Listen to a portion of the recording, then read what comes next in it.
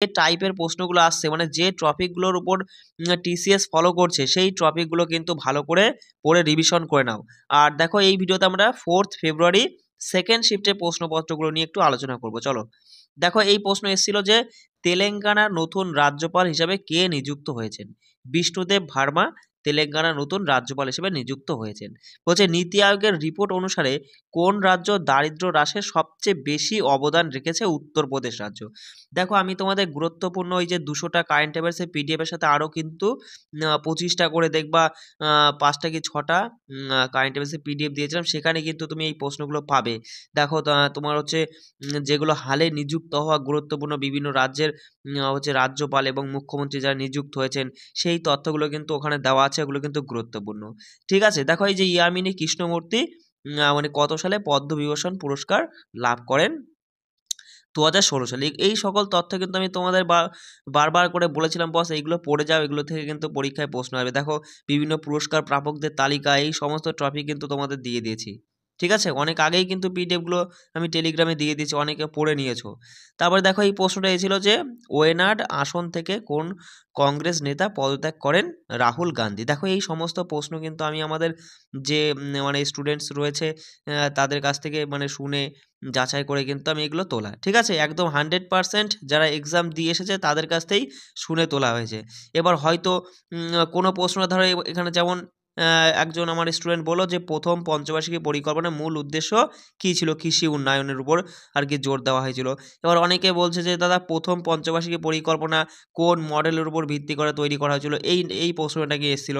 তাহলে তুমি দেখো, তোমাকে মানে রিয়েল মানে অ্যাকচুয়ালি সঠিক প্রশ্ন কোনটা সেটা জানার দরকার নেই। তুমি তো বুঝে যাচ্ছ যে হ্যাঁ, পঞ্চবার্ষিকী পরিকল্পনা থেকে প্রশ্ন আসছে, মানে পঞ্চবার্ষিকী পরিকল্পনার এই টপিকটা তুলে আমরা পড়ে নেব। বিষয়টা বুঝতে পারলে?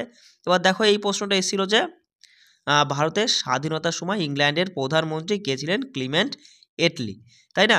তারপর দেখো এইখানে দেখো অনেকে বলছে এই যে এই প্রশ্নটা এসেছিল যে পারুল পারমার কোন খেলার সাথে সম্পর্কিত? আবার কেউ বলছে দাদা পারুল চৌধুরী এসেছিল যে কিসের সঙ্গে বা কোন খেলার সাথে সম্পর্কিত? দেখো যদি পারুল পারমার হয় তাহলে তিনি ব্যাডমিন্টনের সাথে যুক্ত, আর পারুল চৌধুরী হলে তিনি একজন অ্যাথলেটিক্স, মাথায় রাখবে। তারপর দেখো বলছে যে নিম্নলিখিত কোনটি বাংলাদেশের মৌলিক ধর্ম? এই প্রশ্ন নাকি এসেছিল, এটা হচ্ছে সঠিক উত্তর ইসলাম ধর্ম। বুঝতে পারলে? আর দেখো এই যে তোমার সেকেন্ড শিফটে না, এই 4 তারিখে সেকেন্ড শিফটে নাকি পঞ্চবার্ষিকী পরিকল্পনার উপর 4 থেকে 5টা প্রশ্ন এসেছে। দেখো আরেকটা প্রশ্ন এসেছিল যে কোন পঞ্চবার্ষিকী পরিকল্পনা তার মেয়াদের আগেই শেষ হয়েছিল? তুমি তো জানোই বস, এগুলো সব তোমাদের করানো প্রশ্ন যে পঞ্চবার্ষিকী পরিকল্পনায় যেটা 74 থেকে 78 পর্যন্ত চলেছিল, 4 বছর কেবলমাত্র চলেছিল, 5 বছর হয়নি, তার আগেই শেষ হয়ে গিয়েছিল, তাই না বস? এগুলো কিন্তু সব আমি তোমাদের পড়িয়ে দিয়েছি। তারপরে দেখো এই প্রশ্নটা এসেছিল যে কলিঙ্গ উৎসব কোন রাজ্যের সাথে সম্পর্কিত? ওই উৎসবের মধ্যে তুমি এগুলো পেয়ে যাবে। কে লোকসভা ভেঙে দিতে পারে? রাষ্ট্রপতি। বলো তুমি, যেগুলো তোমাদের করায়নি বলো। তারপর দেখো এই যে যোজনা বা প্রকল্পের মধ্যে তুমি দেখো পেয়ে যাবে যে প্রধানমন্ত্রী কর্মসংস্থান উন্নয়ন যোজনা কবে শুরু হয়? 2016 সালে। তারপর দেখো এই প্রশ্নটা এসেছিল যে শোভনা নারায়ণ কোন শাস্ত্রীয় নৃত্যের সাথে যুক্ত? কত্থক। দেখো এর সাথে আমি আর এক্সট্রা কী দেবো? কারণ এগুলো তো সবই তোমাদের টেলিগ্রামে পিডিএফ রয়েছে। এবার আমি তোমাদের শুধু টেলিগ্রামে আমি মার্ক করে দেবো যে এই পয়েন্টগুলো তুমি ভালো করে পড়বা, সেগুলো আমি ইউটিউবে করাবো না, সেগুলো আমি টেলিগ্রামে শুধু মার্ক করে পিডিএফ আবার সেন্ড করে দেবো। ঠিক আছে? যেমন দেখো এই প্রশ্নটা এসেছিল যে কোন বেদ জাদু মন্ত্র বা জাদুবিদ্যার সাথে সম্পর্কিত? অথর্ববেদ। ঠিক আছে, এগুলো দেখে নিবা। তারপর দেখো জীবনের অধিকার, ওই মৌলিক অধিকার থেকে প্রশ্ন এসেছিল ফার্স্ট শিফটে যে কত অংশ বা কত নাম্বার পার্টে মৌলিক অধিকার রয়েছে, বা প্রশ্নটা এরকম ছিল যে 3 নাম্বার অংশ বা 3 নাম্বার পার্টে কি রয়েছে মৌলিক অধিকার। তা দেখো এবার সেকেন্ড শিফটে দিয়েছে যে জীবনের অধিকার কিসের বা কোন কি ধরনের অধিকার? সেটা হচ্ছে মৌলিক অধিকার, ধারা 21-এর মধ্যে পড়ছে। পদ্মভূষণ পুরস্কার দেখো একদম ডিটেলসে 2024-এর পদ্মভূষণ পুরস্কার আমি তোমাদের তুলে ধরেছি। এবার সেখানে একটা প্রশ্ন এমন ছিল, অনেকে বলছে দাদা যে একটা প্রশ্ন ছিল যে 2024-এ মানে পদ্মভূষণ পুরস্কার প্রাপক একজন ব্যক্তির নাম ছিল আর কি, সঠিক বলতে পারিনি। তা তুমি বুঝে গেলে যে পদ্মভূষণ পুরস্কার থেকে প্রশ্ন এসছে, মানে ওটা পড়ে নেব। পঞ্চবার্ষিকী পরিকল্পনা থেকে নাকি 4-5টা প্রশ্ন এসেছিল। দেখো আর একটা প্রশ্ন এসেছিল যে পঞ্চবার্ষিকী পরিকল্পনা কিসের সাথে সম্পর্কিত? এই যে ভারতের অর্থনৈতিক এবং সামাজিক উন্নয়নের সাথে সম্পর্কিত দেখে নাও অপশনে এটা ছিল নাকি। বলছে নিম্নলিখিত ভারতের কোন রাজ্যে লোকরাং উৎসবটা পালিত হয়? মধ্যপ্রদেশে। উৎসবের মধ্যে তুমি পেয়ে যাবে এগুলো। বলছে নীলগিরি পর্বতশ্রেণী ভারতের কোন 3টি রাজ্যের সীমানা পর্যন্ত বিস্তৃত? তামিলনাড়ু, কেরালা, কর্ণাটক। আমি বলেছিলাম দেখো বিভিন্ন গুরুত্বপূর্ণ পর্বতমালা থেকে পরীক্ষায় আসে। এগুলো কিন্তু তোমাদের ওই দেখো ইসের মধ্যে রিভিশন ক্লাসের মধ্যে কিন্তু তুমি এগুলো পেয়ে যাবে। পিভিএসএস এর প্রশ্ন যেগুলো করিয়েছিলাম তার মধ্যে তুমি এগুলো পেয়ে যাবে।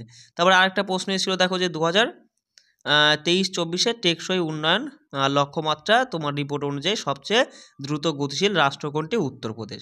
আর একটা ভারতরত্ন থেকে কী যেন একটা প্রশ্ন এসেছিল, বলতে পারিনি কেউই, ঠিক আছে। মানে মোদ্দা কথা তুমি বুঝে গেলে দাদা, এই যে এই সকল টপিকগুলো থেকে পরীক্ষায় প্রশ্ন আছে, মানে নতুন নিযুক্ত হওয়া রাজ্যপাল বা মুখ্যমন্ত্রী দেখো কারেন্ট অ্যাফেয়ার্সের পিডিএফের মধ্যে করিয়ে দিয়েছি।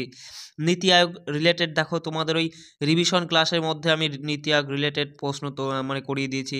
ইয়ামিনী কৃষ্ণমূর্তি দেখো যে তোমার ওই যে বিভিন্ন পুরস্কার প্রাপকদের তালিকা টেলিগ্রামে সমস্ত পিডিএফ পেয়েছে, সেখানে আমি কিন্তু এই টাইপের প্রশ্ন করে দিচ্ছি। এই প্রশ্নটা হয়তো নতুন প্রশ্ন, এটা আমি করাইনি, যে ওয়েনাড আসন থেকে কোন কংগ্রেস নেতা পদত্যাগ করেছেন? রাহুল গান্ধী। এই পঞ্চবার্ষিক পরিকল্পনা তোমাদের করে দিয়েছি। এই যে ভারতের স্বাধীনতার সময় ইংল্যান্ডের প্রধানমন্ত্রী গেছে, এগুলো সব জানা প্রশ্ন, সব করিয়েছি, তাই না? কে কোন খেলার সাথে সম্পর্কিত, এই যে বাংলাদেশের মৌলিক ধর্ম, এগুলো তো বুঝতেই পারছো যে অপশান দেখলে তো এইসব প্রশ্ন ইজি তুমি করতে পারবে, তাই না? এবার দেখো ম্যাথের প্রশ্ন কেউই সঠিক বলতে পারছে না। তবে ম্যাথের জন্য অনেকেই বলছে দাদা ম্যাথে একটু ক্যালকুলেটিভ ছিল, প্রশ্নগুলো বেশি কঠিন নয়, সোজাই, কিন্তু অপশনগুলো খুবই কাছাকাছি ছিল। ধরো অপশনগুলো ছিল 74.75, কোনোটায় ছিল 74.37, কোনোটায় ছিল হচ্ছে 74.25, এরকম ছিল। মানে অপশানগুলো খুবই ক্লোজ ছিল আর দশমিকে ছিল, অনেকেই তাই সেটাই বলছে। আর একটু ক্যালকুলেটিভ ছিল, কিন্তু প্রশ্নগুলো করার মতো ছিল, শুধু একটু মানে সময় দিলে পরে অঙ্কগুলো মানে করা যেত। আর জিআই থেকে বলছে দাদা জিআইগুলো সোজাই আসছে, কোনো অসুবিধা নেই, কিন্তু সিটিং অ্যারেঞ্জমেন্টটা ছিল ওই যে মানে টেবিলে দুটো টেবিলের উপরে ছিল, মানে এক টেবিলে 3 জন আর এক টেবিলে 3 জন, এরা উত্তর দিকে মুখ করে, এরা দক্ষিণ দিকে মুখ করে, ওর অপোজিটে বসে, এই টাইপের প্রশ্ন কিন্তু তোমার ওই হচ্ছে রিজনিংয়ে এসেছিলো, ঠিক আছে। এইগুলোই মানে একটু ক্যালকুলেটিভ বা সময় যেগুলো লাগবে সেগুলো, আর বাদ বাকি সব একদম ইজি টাইপের প্রশ্নই কিন্তু এসেছিলো, ঠিক আছে। অঙ্কগুলো দেখো, অঙ্ক কী বলো তো বস, মানে এগুলো তো দেখো নিজে বানিয়ে তো করা সম্ভব নয়। এবার যারা পরীক্ষা দিয়ে এসে তাদের অতটা মাথায় থাকে না, শুধু তারা মানে বলতে পারে যে এরকম টাইপের প্রশ্নগুলো এসেছিলো, কিন্তু অ্যাকচুয়ালি সঠিক প্রশ্ন না, মানে ভালো স্টুডেন্ট না হলে সঠিকভাবে কেউ বলতে পারবে না। সেই জন্য অঙ্কের প্রশ্নগুলো আমি একটু দেখছি, আরও কয়েকজনের সাথে আমি কথা বলি, তারপরে একবারে আমি হচ্ছে একটা মানে প্র্যাকটিস সেটের মানে ম্যাথ প্র্যাকটিস ক্লাসের মাধ্যমে আমি তোমাদের দেখিয়ে দেবো যে কোন ধরনের বা কোন টাইপের অঙ্কগুলো আসছে, ঠিক আছে। সবাই এই টপিকগুলো একটু ভালো করে পড়ে না, এর মধ্যে যে টপিকগুলো নেই বা পাচ্ছ না সেই টপিকগুলো আমি এক জায়গায় তুলে দিচ্ছি, ঠিক আছে, অসুবিধা নেই। তাছাড়া দেখো এই পঞ্চবার্ষিক পরিকল্পনা, শাস্ত্রীয় নৃত্য, লোকনৃত্য, যোজনা, এগুলো সবই কিন্তু তোমাদের টেলিগ্রামে দেওয়া আছে। নীলগিরি পর্বতমালায় যে পর্বতমালা রিলেটেড এই টপিকটা হয়তো তুমি রিভিশন ক্লাসে মানে পিভিআরসিএসে আমি করিয়েছিলাম, সেটা হয়তো তোমাদের এই নতুন টেলিগ্রামে দেওয়া হয়নি। আমি এই মানে এইটা তুলে ধরছি, ঠিক আছে, মানে দিয়ে দিচ্ছি, এটা দেখে নিবা, ঠিক আছে। আর বিভিন্ন খেলা সম্পর্কিত তথ্য এগুলো কিন্তু দেখবা, এখান থেকে কিন্তু পরীক্ষায় প্রশ্ন আসছে।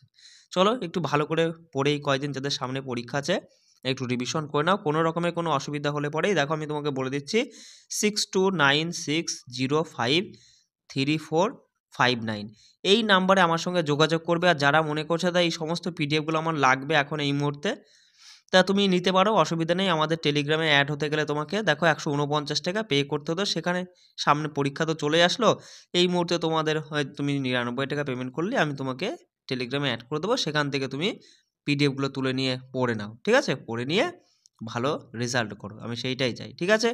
আর কারো কোনো সমস্যা হলে আমি বলেই দিলাম, ওই নাম্বারে আমার সঙ্গে যোগাযোগ করো, কেমন? রাখছি, জয় হিন্দ।